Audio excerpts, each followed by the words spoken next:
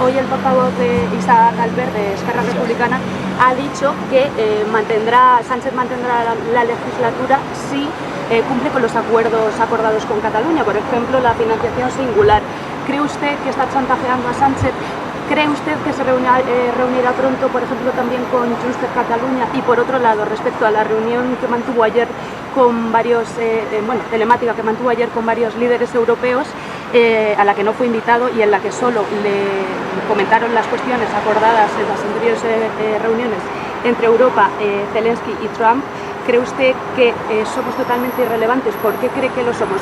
Mire, usted me hace varias preguntas, pero en todas ellas hay un denominador común, y es la falta de confianza que genera Sánchez, tanto dentro de España, con sus socios separatistas y también en la política internacional. Sánchez es un presidente que solo genera desconfianza con aquellos con los que se sienta. No cumple con su palabra con los socios internacionales, ha estado dando bandazos en política exterior y tiene alianzas bastante extrañas que en ningún caso están permitiendo que España consolide una política internacional seria y que pintemos algo a nivel internacional. Cada vez somos más irrelevantes, no por culpa de España ni por culpa de los españoles, sino por culpa de tener un presidente que no está cumpliendo con los compromisos de la Unión Europea. Solo habría que ver los gastos de los fondos europeos y el cumplimiento de esos fondos europeos, que ya tendremos tiempo de hablar de ello, o también con los acuerdos con nuestros socios y aliados en la OTAN. Sánchez no tiene palabra ni dentro de España ni fuera de España, y eso es algo que sus socios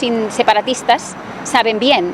Y por lo tanto, cuando tenemos un presidente tan débil como para no aprobar unos presupuestos generales del Estado, como para perder votaciones constantemente en el Congreso de los Diputados, hace que sus socios aprovechen esa situación. El problema es que la debilidad de Sánchez no la paga él, que está en el Palacio de la Mareta, sino que las consecuencias son terribles para todos los españoles, como estamos viendo. Y es que cuando solo se está pendiente de pagar las exigencias de los separatistas, se termina y no se atiende las necesidades y las urgencias de los españoles, como en el caso de tener más medios de lucha contra incendio. Y luego quiero decirle algo más. No estamos hablando de financiación singular, estamos hablando de cupo, de pago por seguir en el Palacio de la Mareta, por seguir en el Palacio de la Moncloa y por protegerse de los casos de corrupción que le asolan. El problema es que los socios separatistas de Sánchez tendrán que ver cuál es la repercusión que va a tener para ellos el estar protegiendo y manteniendo en el gobierno a un presidente y a un gobierno acusado por la corrupción, porque les recuerdo